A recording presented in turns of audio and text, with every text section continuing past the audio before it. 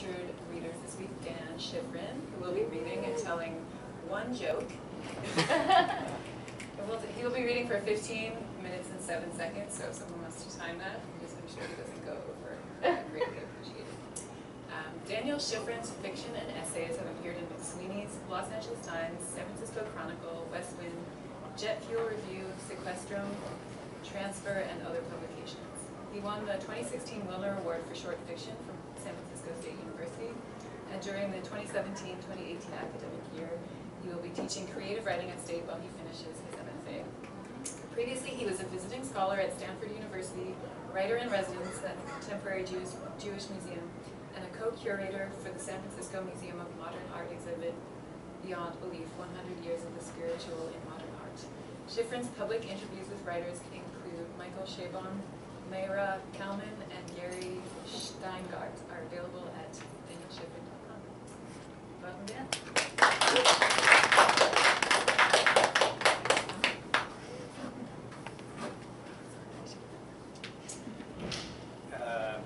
Just talk regular. You want me to do anything? Oh yeah, do you want it a little higher? Can you hear me? Yeah. Yeah. Do what feels right, Dan. Do what feels right. Great advice for writing. Yeah, so 1507. That's right. It was one joke, one piece of context, and one apology. I'll give the apology at the end. Okay, so I've been working on something for a while. Some of you I've been in class with last year, I've read bits and pieces of the Boltzmann, Ludwig Boltzmann, his daughter Elsa. This is the beginning of what seems to be a novella-like work. I honestly don't know the genre. Maybe you can tell me at the end. I really don't know. I'm curious. And this is the first 15 minutes and 7 seconds of it. Tell me when to start. Oh, okay. Oh no, you should have started already because this is all part of this is context. I told you when I started. I emailed you a week ago to tell you.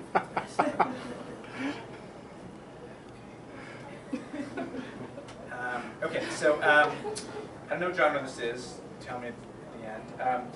It's basically a series of. You'll see what I'm saying. It's a series of like modular pieces. I call them fictons. We'll talk about it another time. And each one is headed with a hashtag, which will be relevant later, but not now. If I had 16 minutes and 11 seconds, you would understand why, but I'm going to do that. Okay.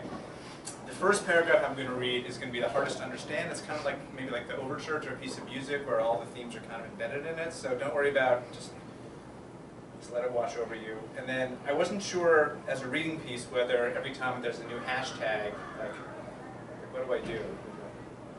Like how do I indicate that it's a hashtag? Can I get a suggestion from the audience? I think that's a good one. Yeah, I'm just gonna go like that's gonna be too. I'm gonna like knock this over and I'm gonna like wrench my shoulder. So I'm just gonna go like this. You asked. Okay.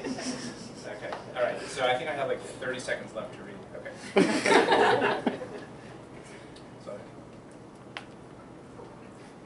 The intensity of my search for Elsa Boltzmann's voice is a mystery, even to me. What the historical record says about her is obscenely insufficient. Yes, there was a tragedy in her response, a version of Joyce's silence, exile, cunning. It makes perfect sense. She opts to stay out of the official story, and that is her right. Still, I can't help feeling that her voice wants to be present ways I'm at a loss to understand. What we know about Elsa, who died 9 months before I was born, tells us almost nothing apart from how she functions in the official story, focusing exclusively on the men in her life. We learned that her father, Ludwig Boltzmann, was among the most important physicists of the 19th century. She was the apple of his eye.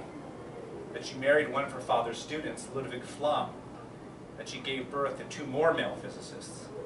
That she spent her life in Vienna, where Professor Flamm worked at the university, and where his conception of a wormhole through space-time went on to become a staple of science fiction, and my first introduction to the alternate realities that imagination provides. Despite my grandmother's anxiety that science and philosophy taken too far would reduce us to an alienated, soulless individualism, making connection impossible.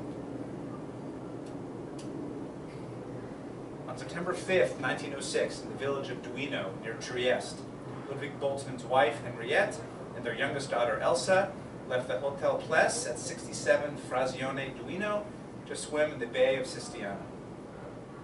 The water surrounding this Adriatic port city was warm and inviting, and Ludwig may have seen his daughter from the hotel window, running toward the beach. From this vantage point, all things are possible. She was 15 then, but he often thought of her as a 3-year-old dancing around their Vienna home in the afternoons. His asthma, and much, much more, prevented him from accepting her invitation to dance all those years ago. But he remembered exactly what she said while prancing around the library, calling out random energetic moves not before but after she made them. First this knee goes to the ground, then your hands go up way high, and then you fall down like this. Cause and effect in her mind were linked, but not linear. 100 years later, I'm sitting at Café Trieste, near my home in Berkeley, underneath a photograph of the Duino beach at sunset.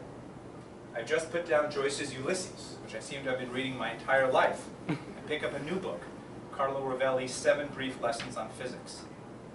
Born on the other side of Italy from Trieste, Rovelli introduces me to Ludwig Boltzmann, an Austrian physicist whose work on probability, heat, and entropy was foundation to 20th century science. The work is complicated, and I am not a scientist, but thanks to Rovelli, I believe I grasp at least the philosophical implications of Boltzmann's work. In Rovelli's words, physicists and philosophers have come to the conclusion that the idea of a present that is common to the whole universe is an illusion, and that the universal flow of time is a generalization that doesn't work. Rovelli's book fell into my lap at the moment Joyce's primary narrator in Ulysses, Leopold Bloom, finishes reading a letter by his 15-year-old daughter, Millie. Leopold and Molly Bloom have sent their daughter off to boarding school, and everything we learn about her is through letters and her parents' reflections. In other words, although fully realized as a character, Millie exists for the reader primarily through the ventriloquism of others, just as what little we know about Elsa Boltzmann is refracted through the mythology of Ludwig, and now, perhaps, through the urgency of my own fantasies. Ellipsis, lifelong, if discontinuous, reading of Joyce, and an obsession with the bars and cafes of Trieste, their noise and colors and politics, from which eventually emerged not just a book that begins and ends on one day, Ulysses, but another, Finnegan's Wake, whose elliptical ending forces the reader right back to the beginning, creating generations engaged in a ellipsis, back to the beginning. In Ulysses, Joyce imagines the thoughts and emotions entertained by his 3 main characters over one day. Leopold Bloom, evoking the classical Ulysses, always on a journey, never arriving. Molly Bloom, playing a version of Ulysses' wife, Penelope. And Stephen Dedalus, a version of a younger Joyce, who doubles as Ulysses' son, Telemachus. This book is about the streets of Dublin, written while in exile in Trieste, Paris, and Zurich, inspired by a long-dead fictional Greek's journey around the Mediterranean. He writes a book about June 16, 1904, which is a retelling of an Odyssey 3,000 years before. My friend, a literature professor, has been reading Ulysses for longer than it took for Ulysses to travel home from Troy. Some days he picks the book up and asks, I wonder what Bloom is doing today. He calls this reading. Like Joyce, I fell under the spell of philosopher Giambattista Vico, whose idea of truth being verified through creation has become, rightly or wrongly, understood or misunderstood my mantra for writing fiction. Put another way, some of what I write here is factually verifiable, and the rest is true because it was created. This is one definition of fiction, an alchemy that starts with something base, facts, and transmutes it into something precious, story. Although some philosophers take the opposite view, that alchemy is a transmutation of lies and misperceptions, fiction, into truth, facts. My grandmother died 5 years ago, although she's always with me, both dead and alive, like Schrodinger's cat. For years we met weekly for coffee and carrot cake near her home in San Jose, after which we would walk next door to the bookstore.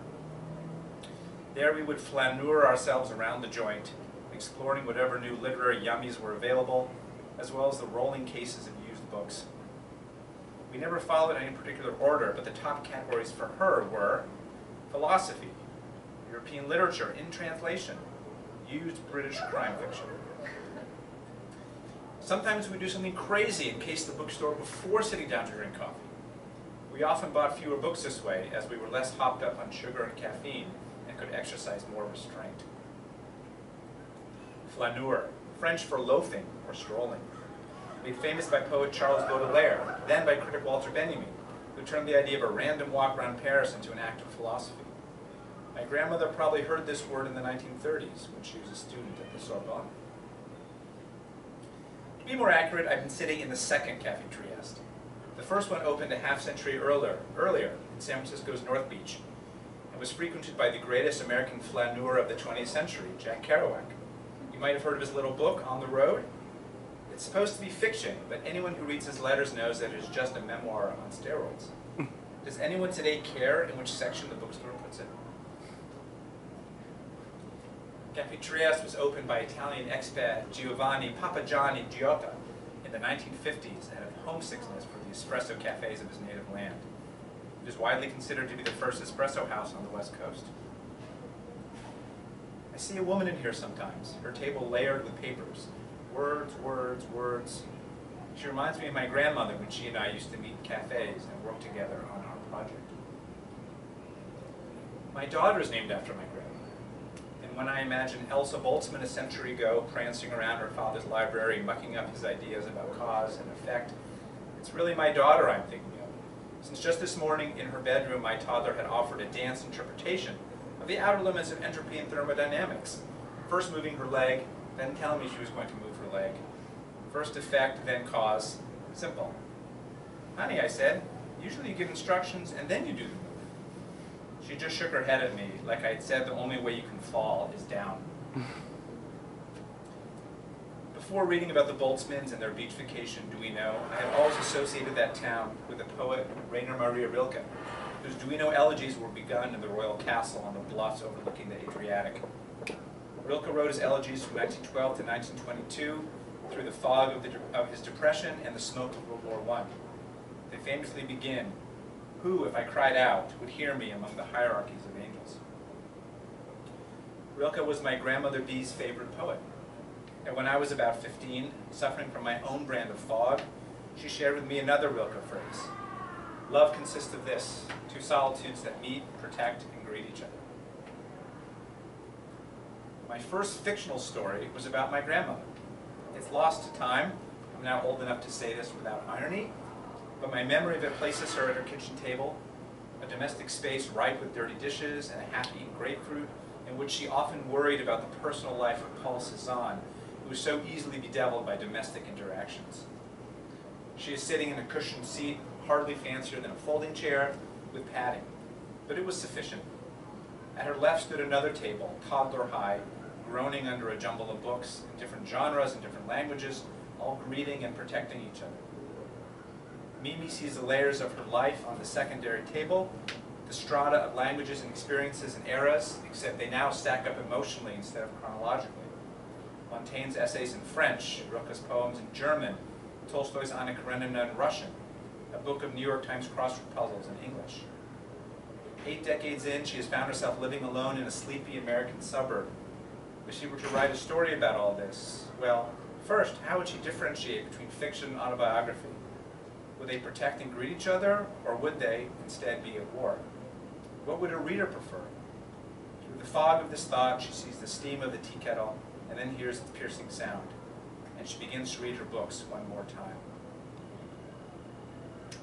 Better idea. Much better. My grandmother, the real one, and I often sat at her kitchen table, looking over the crossword puzzle, drinking tea.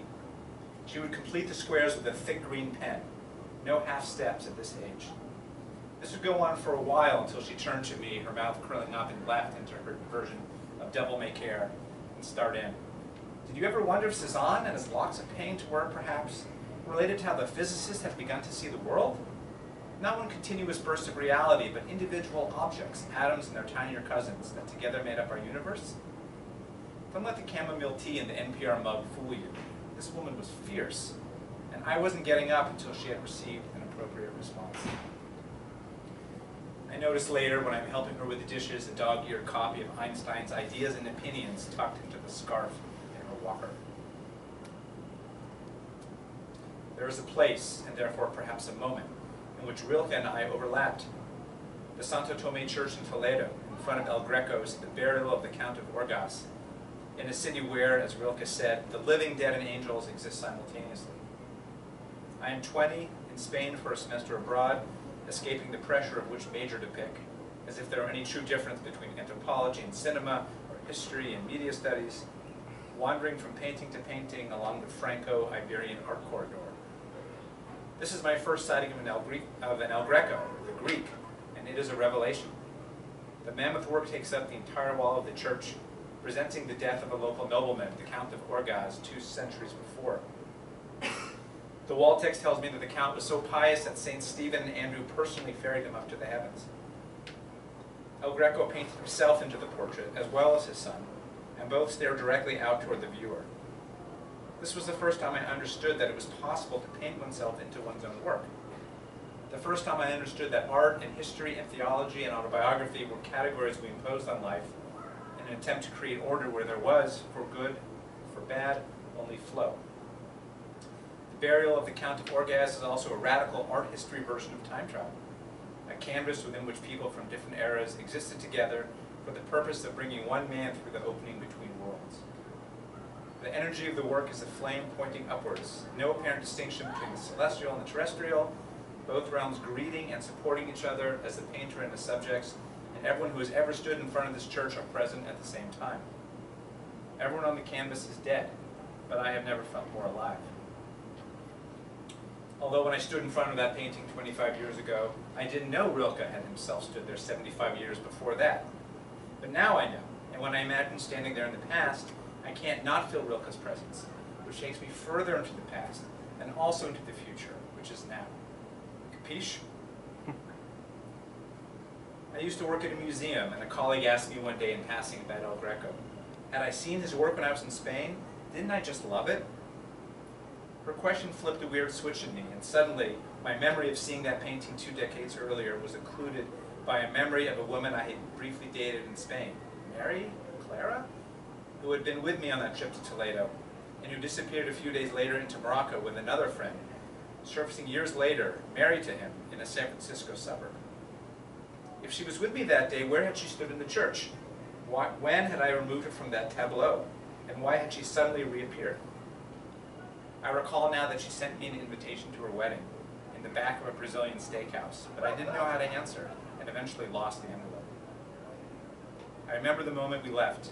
We were all at the hotel bar together, and she wanted to plan our next day's adventure. I said I wanted to sleep late and then write in my journal. She looked at our mutual friend and back at me. "We're going for a walk," she said, before leaving with him. The next morning I got the note. Didn't care about that.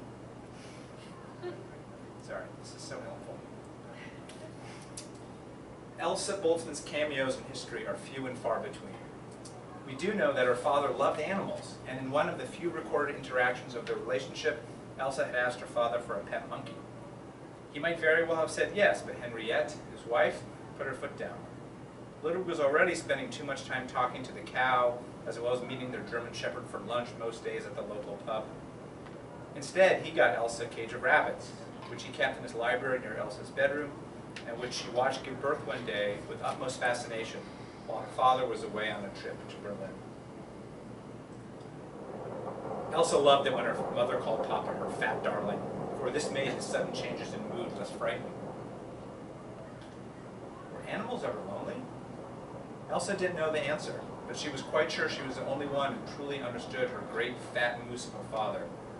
That the two of them were solitudes that would meet and protect and greet each other, whether coming down the stairs or walking in the fields near their house with Wolfie, or as Elsa ran to get her father's eyeglasses for when he would try, against all odds, to read one of Chopin's transcriptions of Beethoven, always waiting for him on the piano, like an obedient pet. I don't think Joyce and Ludwig Boltzmann ever met. But at the moment in 1906 when Boltzmann is watching the sea greet the Duino shore, Joyce is a few kilometers away, bursting out of one of the many bars in Trieste's San Guisto neighborhood that he frequented while writing Dubliners and much of Ulysses. The historical record can't track him any closer than this, but I will, as we are both guided by an invisible music that leaps without hesitation from Bay to Bierstein and back again, No difference between a gull crying for fish and a man tapping his toes around his bar stool, calling out a secret drink. 3 quarks for Muster Mark, although sooner or later people get it or they don't. Joyce looked around the darkened street. Which bar to go to next? Or perhaps home to Nora and the kids? It made no difference. Either he would get home or he wouldn't, and everything would start all over again. He hums a tune as he starts walking, taking the path of least resistance downhill toward Piazza Gian Battista Vico, gloriously unsure if he was remembering the song or making one up on the spot. The Jewish ghetto is all that separates him from home. Color dresses wave from upper floors like sails on a ship. Mediterranean curls on a wine-drunk sea. Joyce hears rather than sees their fluttering, and if he weren't tied to the mast of his current song, he might just try to steer his ship into one of their canals. Vico, Vico, Vico. Truth is verified through creation and not through observation. Isn't that right, my dear lady? Come a bit closer. My eyes aren't what they were. What shall I make of you? What does it mean to make something out of someone? Joyce's brand of alchemy created Leopold Bloom from the raw materials of a Jewish friend, Italo Svevo, and a Jewish stranger, Albert Hunter. Millie Bloom is rumored to be based on Bertha Bloom, the daughter of a Mr. Joseph Bloom, who left his wife to seek his fortune in America. Do these facts matter in the least to a reader 100 years later?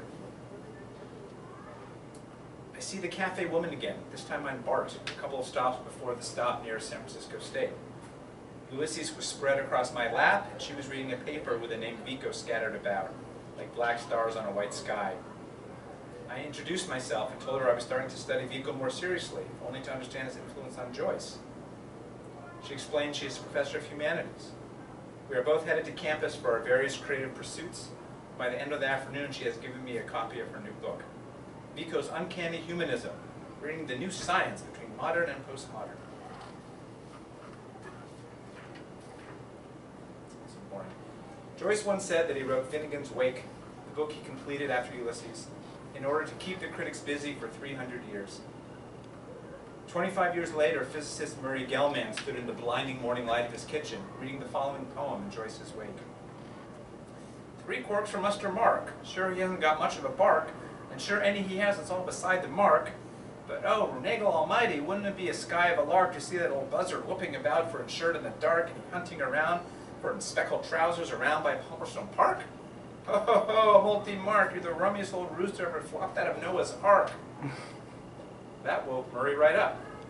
He plucked the slippery, spitting quark out of Joyce's libation, dried it off, and attached it to the impossible properties of subatomic particles that seem to behave without regard to law and order. It is 1964, and these quarks will exist only in his mind until 1974, when they publicly make the jump from literature to science. In the world of Joycean etymology, quark likely means the cry of a gull, which likely has nothing to do with the flying cry Rilke heard upwind from his imagination outside the Duino castle, prompting him to ask one of the great unanswerable questions in literature. Who, if I cried out, would hear me among the hierarchies of angels? On September 5th, 1906, in the village of Duino near Trieste, Ludwig Boltzmann's wife, Henriette, and their youngest daughter, Elsa, leave the Hotel Plez at 67 Frazioni Duino to swim in the Bay of Sistiane. Soon afterward, Ludwig hangs himself in their hotel room. It is Elsa who finds him. She is 15 years old and never speaks of this day again.